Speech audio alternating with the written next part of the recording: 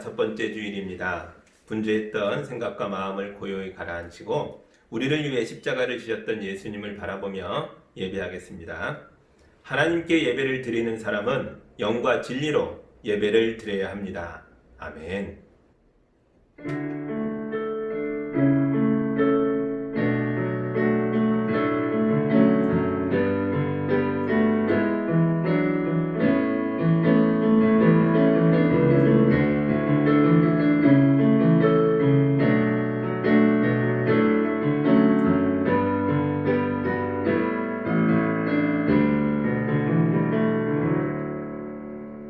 사랑의 하나님 아버지, 우리가 영으로 하나 되어 함께 찬양하며 예배하게 하시니 감사합니다.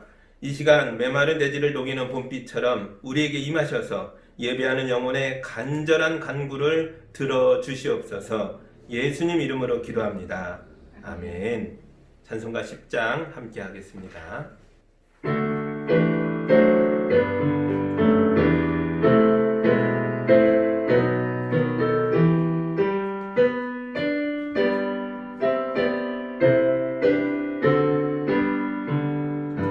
전능왕 오셔서 주 이름 찬송케 하옵소서. 영광과 권능의 성부여 오셔서 우리를 다스려 주옵소서. 강생한 성자여 오셔서 기도를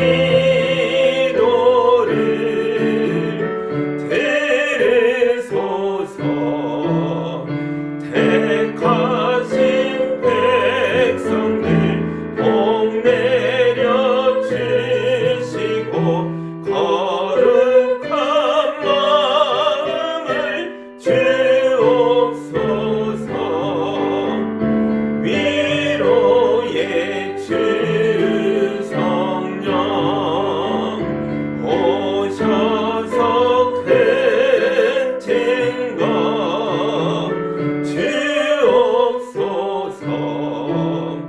전능한 주시여 각 사람 마음에서 떠나지 마시고 계십소서. 성삼위일체계 한없는 찬송을 드립니다. 존귀한 주님을 영광 경배하고 영원히 모시게 하옵소서.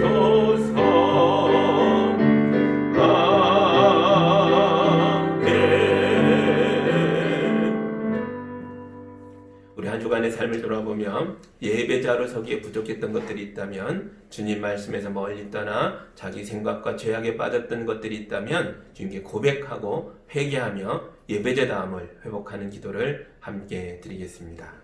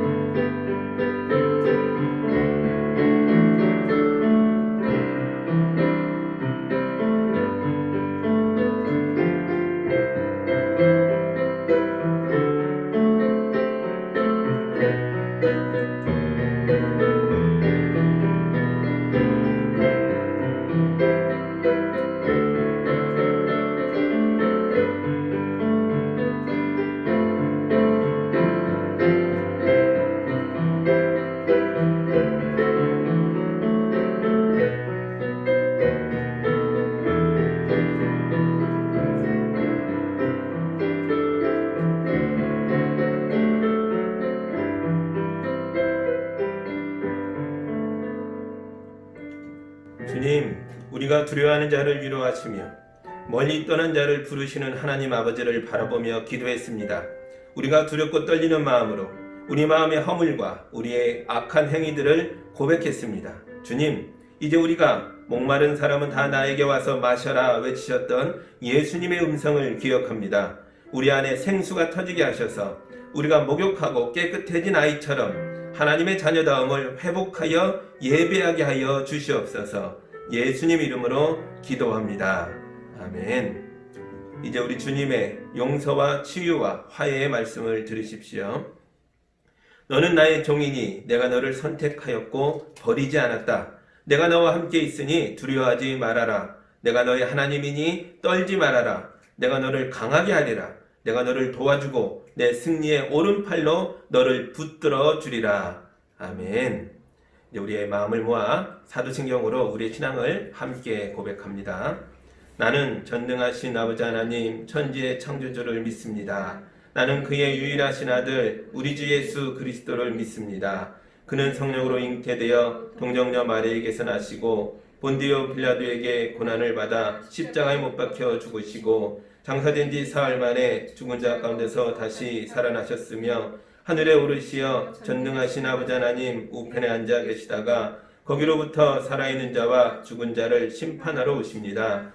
나는 성령을 믿으며 거룩한 공교회와 성도의 교제와 죄를 용서받는 것과 몸의 부활과 영생을 믿습니다. 아멘. 찬송가 321장 함께 하겠습니다.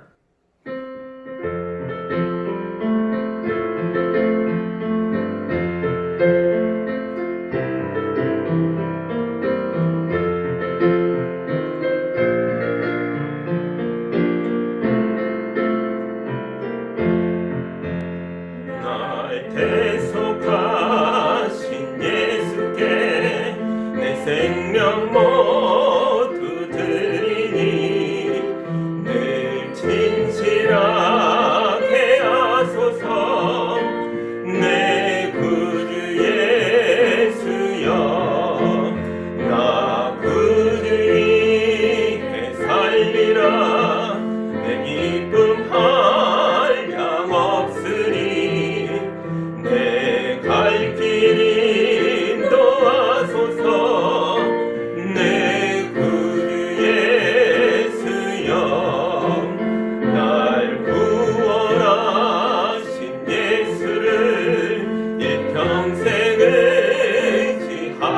의지하오니 날 영접하여 주소서. 내 구주 예수여 나 구주 위해 살리라. 내 기쁨 한량 없으니 내 갈 길 인도하소서. 내 구주 예수여 주 십자가에 달리사 날 자유하게 했으니 내 몸과 마음을 주위에 다스게 하소서. 나 구주 위해 살리라. 내 기쁨 한량 없으니 내 갈 길 인도하소서. 내 구주 예수여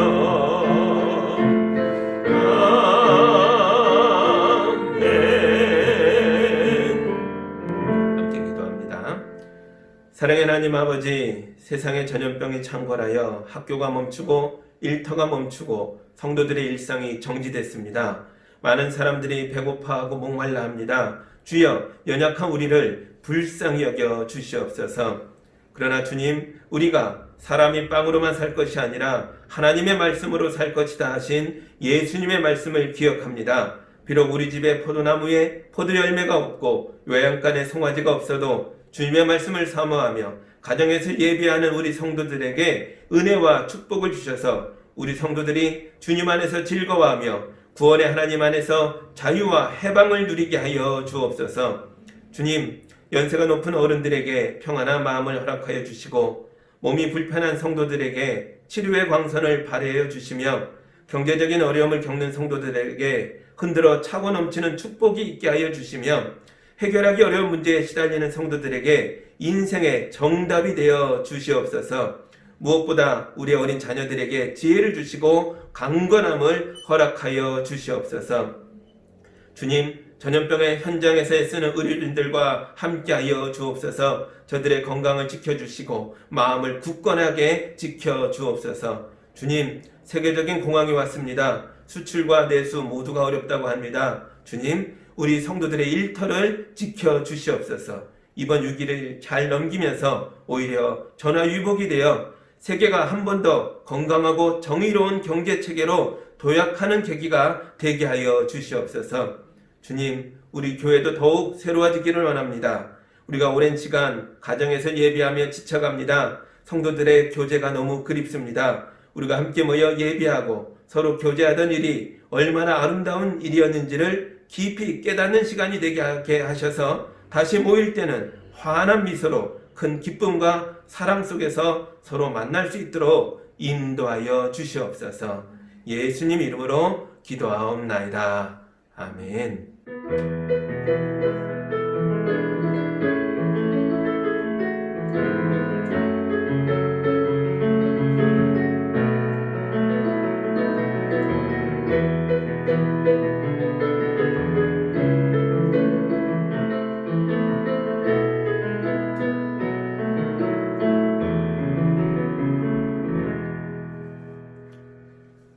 오늘 우리에게 주시는 하나님의 말씀은 사도행전 18장 18절에서 28절의 말씀입니다.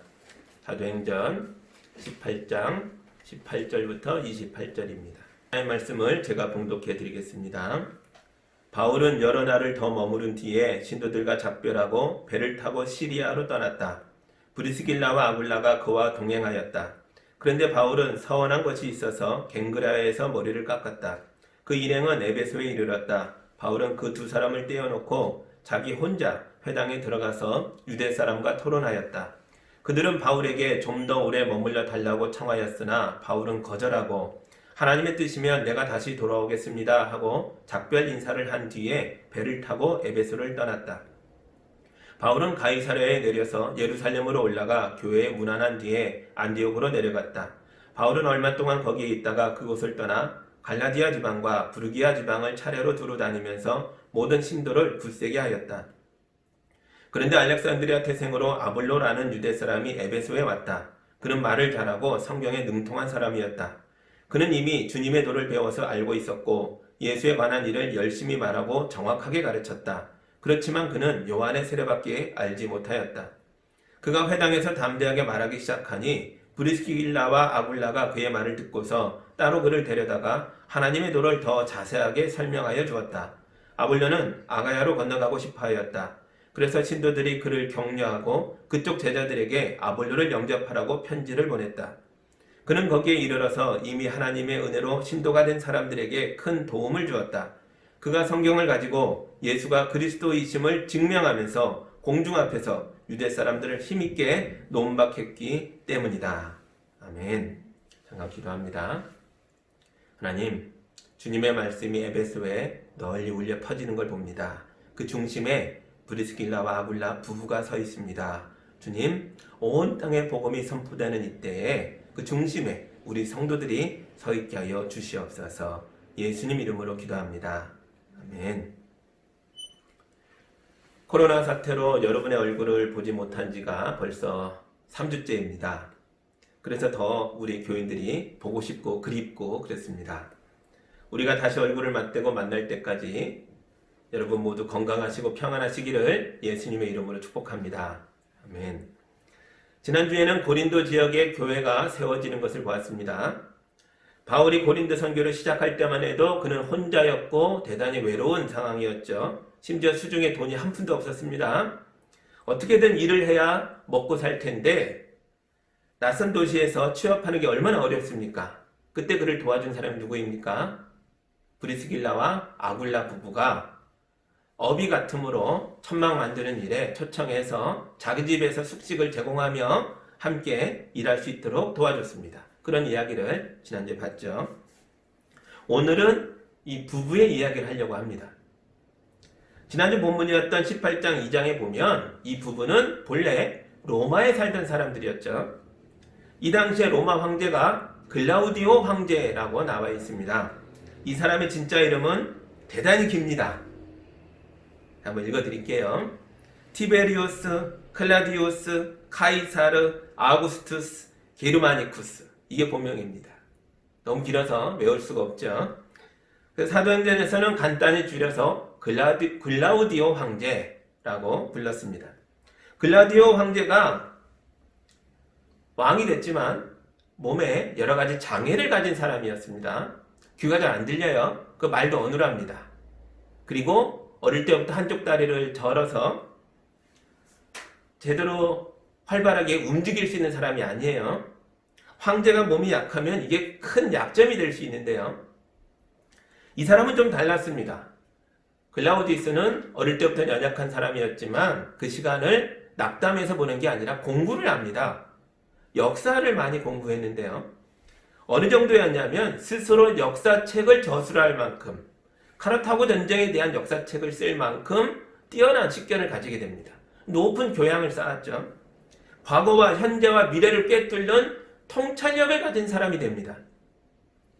두 번째, 자기 몸이 약하니까 대신 자기를 지켜줄 수 있는 군대를 강하게 만들었어요. 황제가 군사력을 다 틀어주니까 그 당시에 원로원들이 꼼짝을 못합니다. 이들의 힘은 자연히 약해지고 황제의 권력이 강화되는 효과를 만들었습니다.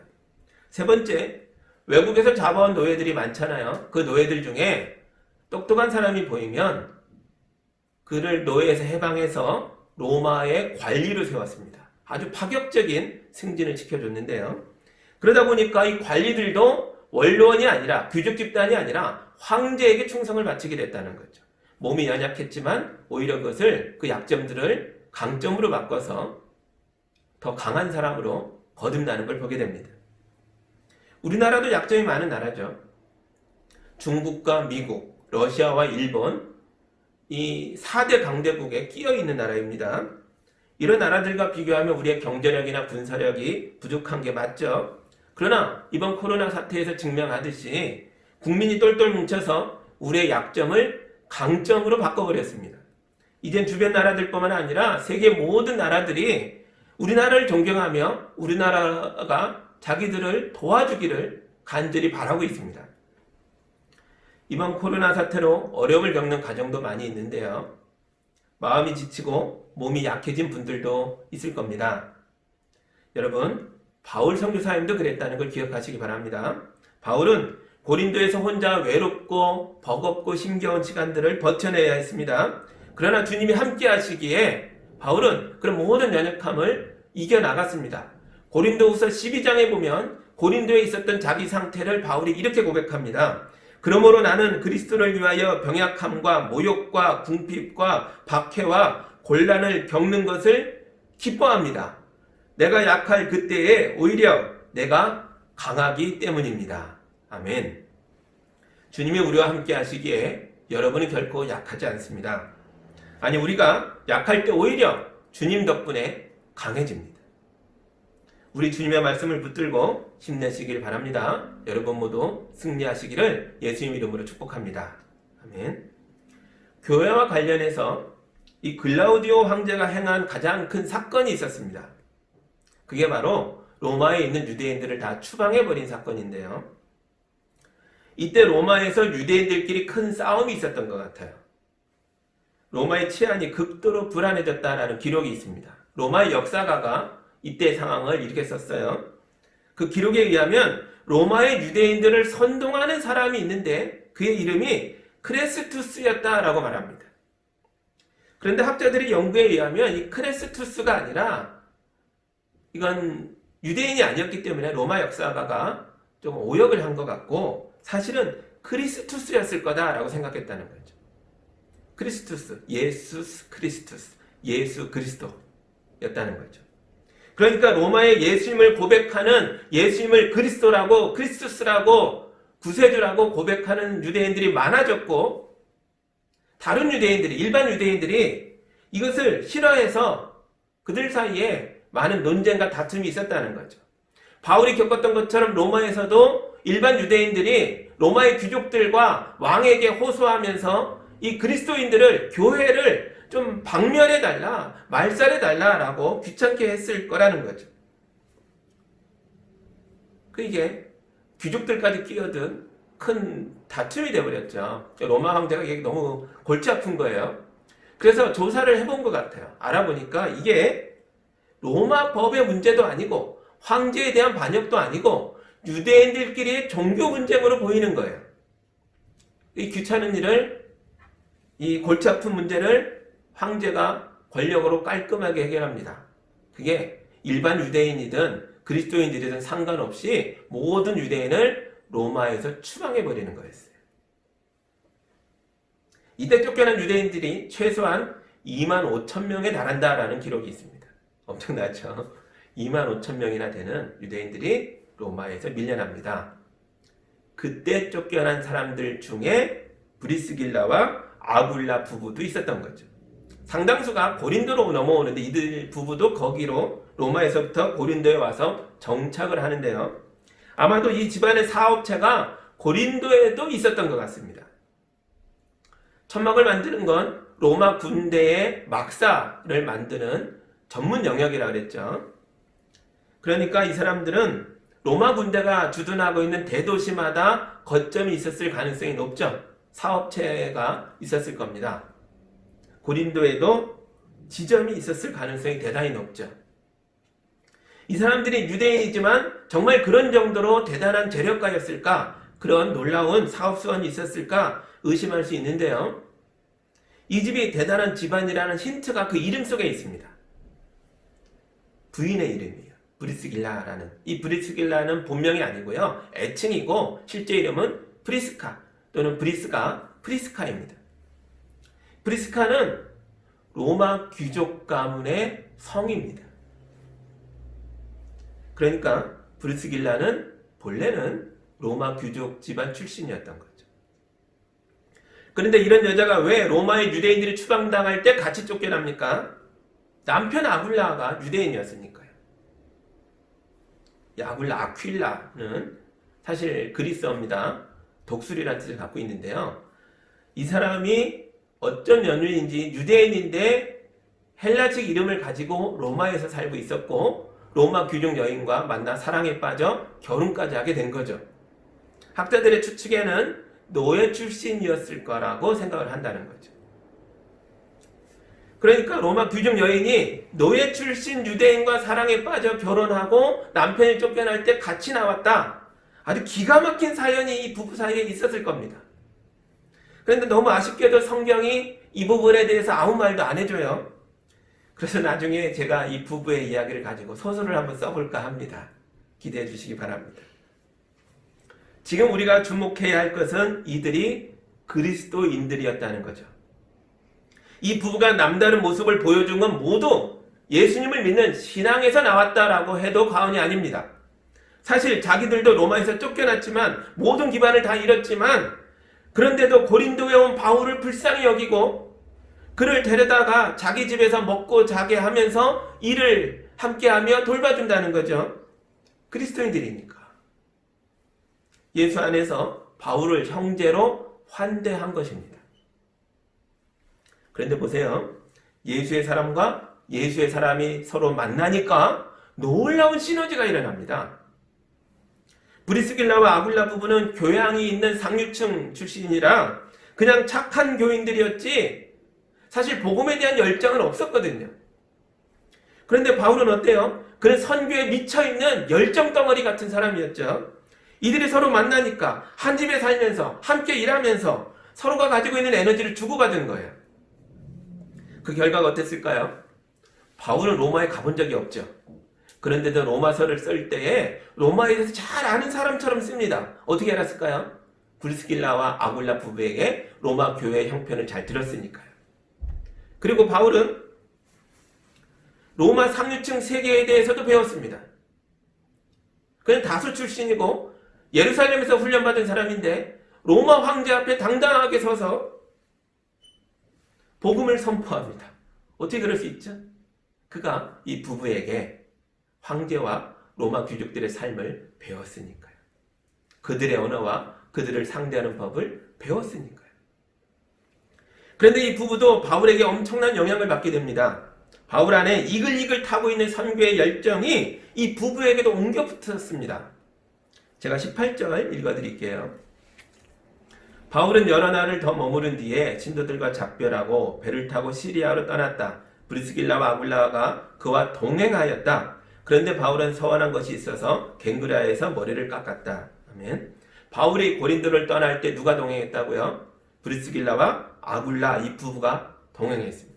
이들은 로마에서 쫓겨난 사람들이잖아요. 고린도에 와서 어렵게 정착했잖아요. 그런데 얼마나 고생하며 정착했을 텐데 이걸 떠납니까?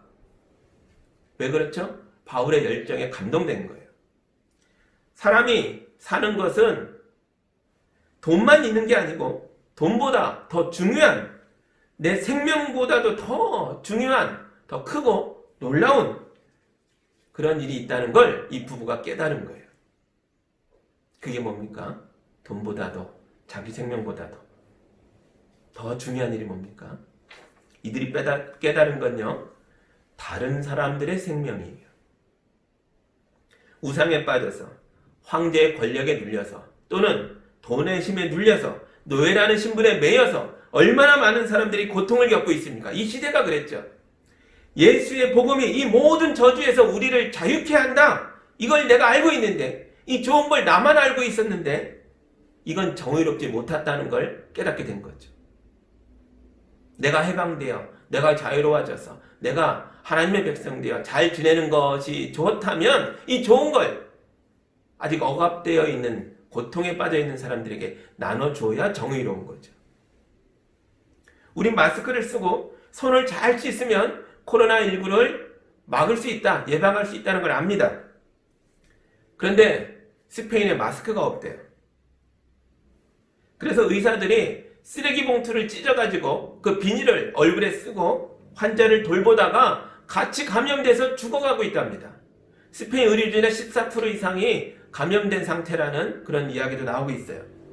그런데 우리가 마스크든 세정제든 진단치약이든 우리 국민만을 위해 써야지 다른 나라에 주면 안 된다고 움켜쥐고 있으면 이건 정의롭지 못한 겁니다. 우리도 부족하죠. 우리도 잘 써야죠. 근데 어느 정도 우리가 안정되면서 이젠 전 세계에서 가장 안전한 나라가 대한민국입니다. 이제는 우리 걱정만 하지 말고 두려움에 사로잡혀 떨고 있는 다른 나라 사람들을 도와줘야 할 때입니다. 이게 정의로운 거죠. 유럽의 스페인이 그런 지경이라면, 이탈리아가 그런 지경이라면 남미나 동남아나 아프리카나 다른 나라들은 앞으로 어떤 일이 벌어지겠습니까? 우리는 기도하며 준비해야 합니다. 도와줄 준비를 해야죠. 그리고 도와야죠. 이게 정의로운 겁니다.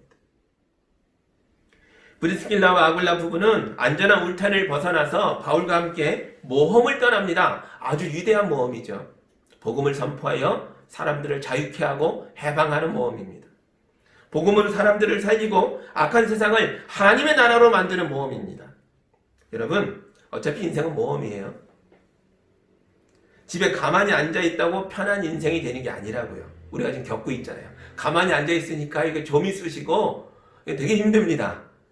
코로나 사태로 집 밖에 못 나가니까 살만치잖아요. 여러분, 인생은 더 높고 더 귀한 가치를 위해서 노력하고 싸우고 애쓰며 일하며 살아갈 때에 우리의 삶이 충만해지고 풍성해지는 것인 줄 믿습니다. 그런데 그 다음 구절이 조금 이상합니다. 19절 제가 읽겠습니다. 그 일행은 에베소에 이르렀다. 바울은 그 두 사람을 떼어놓고 자기 혼자 회당에 들어가서 유대 사람과 토론하였다. 아멘. 에베소는 터키의 아시아 지방의 거점 도시입니다. 바울이 아시아에서 복음을 전하려고 하다가 계속 실패했잖아요. 그래서 하나님의 인도하심을 받아 유럽으로 건너갔죠. 계속 유럽에서 활동하다가 지금 에베소에 다시 온 거예요. 그렇게 가고 싶었던 아시아의 거점 도시 에베소에 돌아올 수 있었습니다. 대단히 놀랍죠? 자기 힘으로 가려고 할 때는 이게 안 되더니 하나님이 역사하시니까, 때가 되니까 너무나 자연스럽게 쉽게 이곳까지 오게 된 거예요. 그러니까 에베소의 복음 회당에 가서 복음을 선포할 때 바울이 얼마나 기뻤겠어요. 그렇게 오고 싶었는데 못 오다가 지금 왔잖아요. 감격이 있었을 거예요. 그런데도 19절에 회당에 들어가 유대인들에게 복음을 선포하며 토론할 때에 뭘 했죠? 두 사람을, 자기를 따라온 브리스길라 아굴라 부부를 회당 앞에 세워놓고 못 들어가게 하고 자기 혼자 들어갔다는 거예요. 이상하더라고요. 왜 이럴까? 바울의 복음의 열정에 간염되어 내가 함께 하겠다라고 따라온, 고린도의 거점을 다 버리고 따라온 이 귀한 부부를 문 밖에 세워놓고 왜 혼자 들어갔을까? 이상하죠? 왜 이러는 걸까요? 그 이유가 21절에 있어요. 제가 읽을게요. 하나님의 뜻이면 내가 다시 돌아오겠습니다 하고 작별 인사를 한 뒤에 배를 타고 에베소를 떠났다. 바울은 에베소에 오래 머물 수가 없었던 거예요. 어떤 사정이 있습니다. 급하게 떠나야 돼요. 왜 이렇게 조급할까요? 아까 읽었던 18절에 그런 말이 있었죠. 서원한 것이 있어서 갱그레아에서 머리를 깎았다. 갱그레아는 고린도의 항구 도시입니다. 고린도를 떠나기 전에 머리를 깎은 거예요. 이게 유대인의 풍습인데요. 하나님 앞에 서원한 것, 뭔가 대단한 약속을 드린 게 있다면 머리를 깎아서 표시를 합니다. 그 다음 할 일이 뭐냐면요. 이것을 다 이루면, 하나님께 서원한 걸 다 약속을 성취했으면 예루살렘에 가서, 성전에 가서 예물을 드리고 제사를 지냅니다. 근데 그것이 무언가 하나님 앞에 약속한 게 이루어진 것 같아요. 그래서 예루살렘으로 빨리 가고 싶은 거예요. 유대인으로서 하나님 앞에 제사하고 하나님 감사합니다, 예배하고 싶은 거죠. 마음이 급해요. 22절 읽을게요. 바울은 가이사랴에 내려서 예루살렘으로 올라가 교회에 문안한 뒤에 안디옥으로 내려갔다. 아멘. 그렇죠? 보세요. 에베소에서 육로로 갈 수도 있는데 배를 타요. 급해서. 그래서 가이사랴가 예루살렘 옆에 항구잖아요. 거기까지 옵니다. 그리고 바로 예루살렘으로 가요. 원래는 안디옥으로 먼저 가는 게 맞았죠. 안디옥에 파송해줘서 이 선교 여행을 계속 했던 거잖아요. 그런데 안디옥으로 안 가고 예루살렘으로 직행했죠. 뭔가 하나님 앞에 약속한 게 있고 그것을 성취했고 감사의 제사를 드리기 위해 가고 있는 거예요. 그걸 위해 마음이 되게 조급한 거죠. 이것과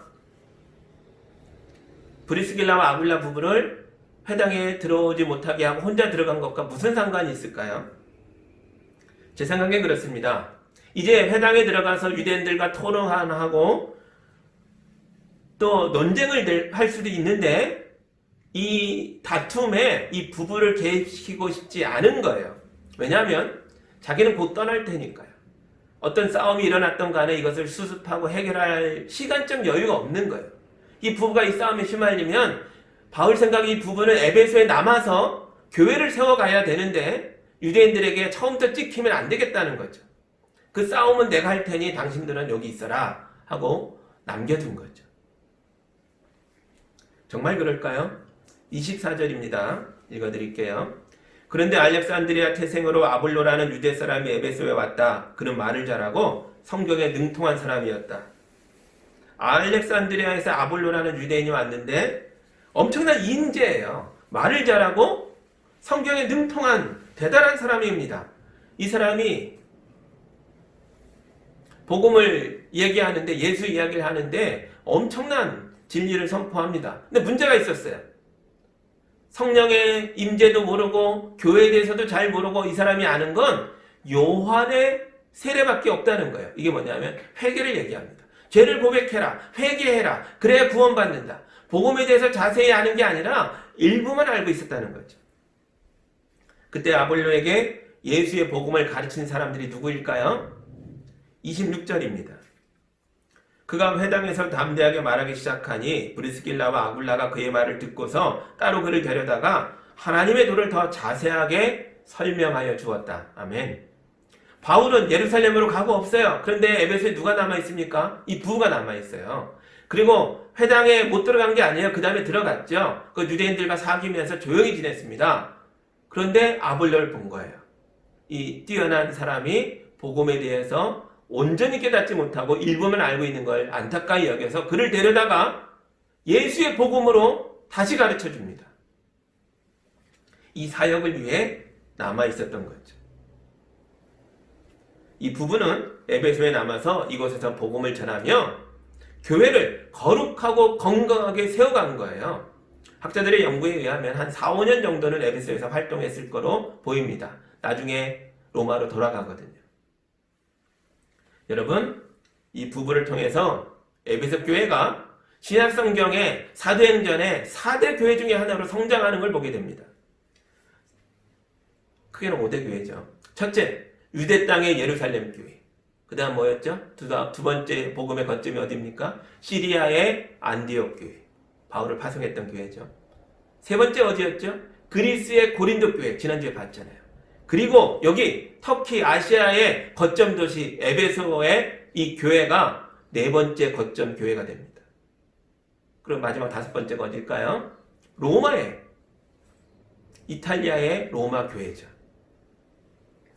그런데 보세요. 성경에 이 부부의 자녀 이야기가 안 나와요. 어쩌면 자녀가 없었을 수도 있어요.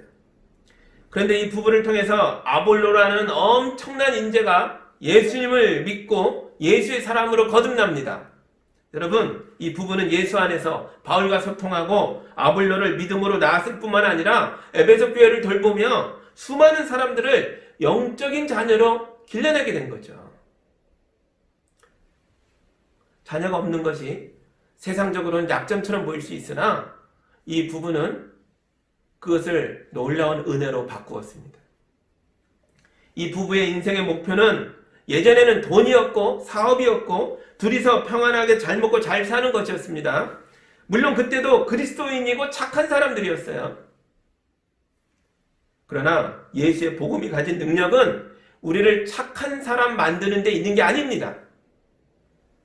복음은 우리의 영혼을 두들기고 흔들어 깨워서 다른 사람의 고통과 고난을 보게 만듭니다. 그리고 우리의 인생의 목표를 나만을 위한 이기적인 목표가 아니라 예수의 마음으로 세상을 구원하며 하나님의 나라로 인도하는 것이 되게 합니다. 복음은 우리를 착한 사람 만드는 게 아니라 세상의 악과 싸워 이기는 용사가 되게 하는 것입니다. 예배를 마치면 우린 또 한 주간을 신앙의 동지가 없는 시간을 보내야 합니다. 우리 혼자 있으면 약해집니다. 마음이 약해지고 믿음이 약해집니다. 그리스도의 영적인 파워는 서로 연결되어 한 몸을 이룰 때 나오기 때문입니다. 브리스길라 아굴라 부부가 바울과 연결될 때 바울도 강해졌고 이 부부도 강해져서 하나님의 거룩한 능력을 선포하잖아요. 아볼로가 또 이 부부와 연결될 때 그의 절반짜리 믿음이 변화되어 놀라운 복음의 강력한 용사로 거듭나는 걸 보게 됩니다. 그러니까 여러분, 우리가 사회적 거리를 지키느라 비록 몸은 떨어져 있어도 마음은 서로 연결되어야 합니다. 전화와 문자로 서로 연락을 주고받으시기 바랍니다. 서로의 안부를 물어보시고 기도 제목을 나누시고 서로를 위해 간절히 기도해 주시기 바랍니다. 그리고 무엇보다 코로나로 고통을 겪고 있는 세상의 모든 교회들과 세상의 모든 이웃들을 위해 기도하시기 바랍니다. 할 수만 있다면 우리도 부족하지만 우리 것을 조금씩 나누어서 돕는 일에도 나서야 합니다. 우리가 함께 손을 잡을 때에 세상의 모든 벽들을 또 거대한 악과 이기주의와 질병의 벽이 예수 그리스도의 이름 앞에 무너져 내리게 될 줄 믿습니다. 이 일에 나서는 복음의 용사들 되시기를 예수님 이름으로 축복합니다. 우리 함께 기도하겠습니다. 사랑하는 하나님 아버지 감사합니다. 주님의 말씀을 들었습니다. 브리스길라 아굴라 이 부부가 평범했지만 또 우리처럼 똑같이 자기의 평안만을 구하던 사람들이었지만 착한 사람들이었지만 그것만으로는 부족했던 것을 봅니다. 그들이 복음의 열정에 감동되어 거듭날 때에 놀라운 역사가 이 평범한 사람들을 통해서 거룩한 하나님의 나라가 이루어지는 걸 봅니다. 이 부부를 통해서 많은 사람들이 거듭나며 교회가 세워지며 새로운 역사가 이 땅에 나타나는 걸 봅니다. 이제 우리 성도들의 삶이 되게 하여 주시옵소서. 연약한 자리에 사회적 거리에 눌려서 숨어있는 모습이 아니라 담대하게 믿음으로 나아가 용사답게 살아갈 수 있도록 축복하여 주시옵소서. 성도들의 마음을 위로하여 주시고 서로 연결되어 건강한 공동체로 튼튼한 용사들로 거듭날 수 있도록 인도하여 주옵소서. 예수님 이름으로 기도합니다. 아멘.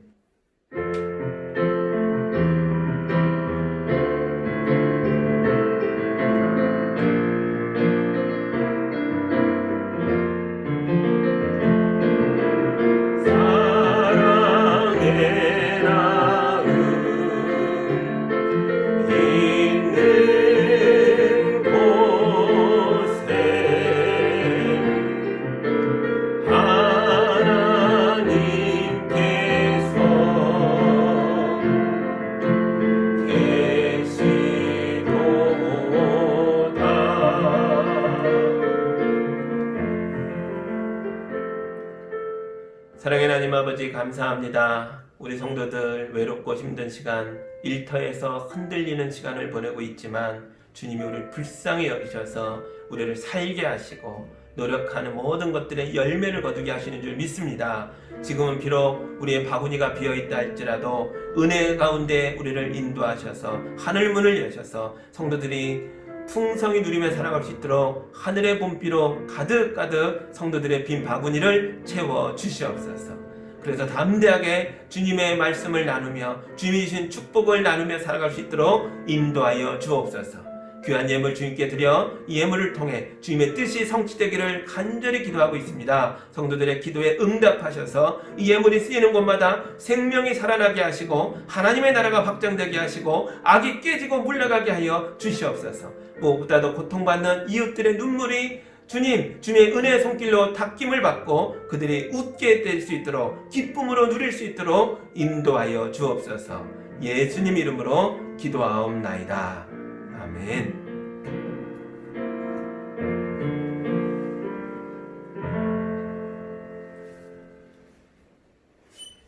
교회 소식이 있습니다. 우리 서로를 위해서 많이 기도해 주시고 또 기도하려면 서로의 형편을 아셔야 되잖아요. 말씀을 나눈 대로 서로를 위해서 안부 전화하시고 서로를 확인하시기 바랍니다.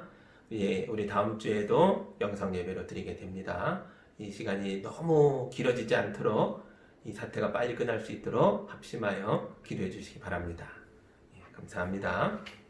이제 다 함께 마음을 모아서 우리 결단의 찬양 함께 심차게 부르고 또 한 주간을 믿음으로 살아가겠습니다.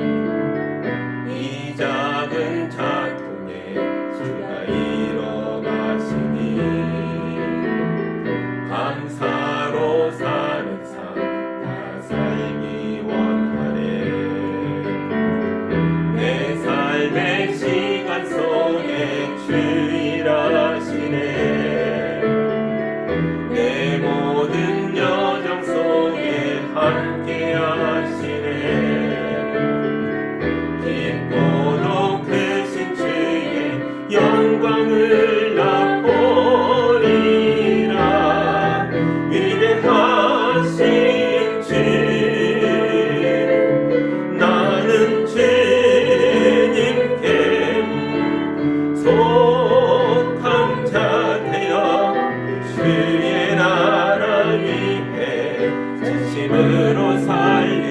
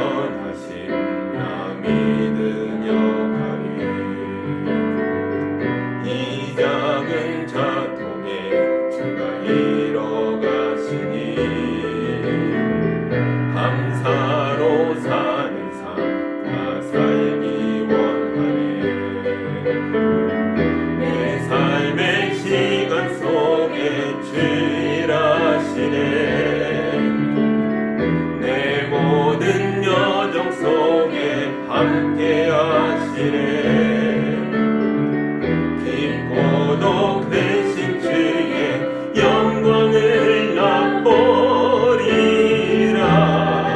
위대하신 주 나는 주님께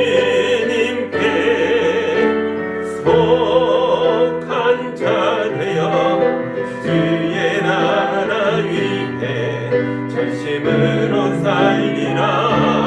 주의 마음에 합한 자 되어 맡기신 소명이 나는 주님께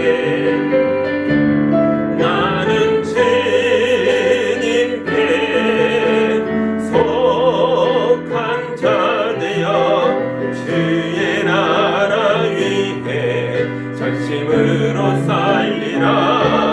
주의 마음에 합한 자 되어 맡기신 소명이 이루리.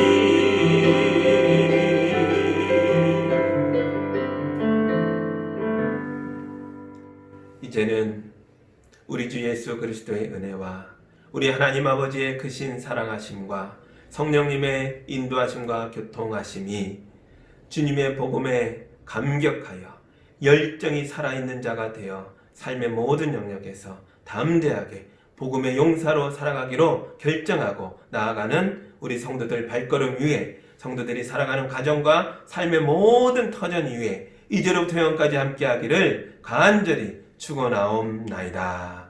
아멘.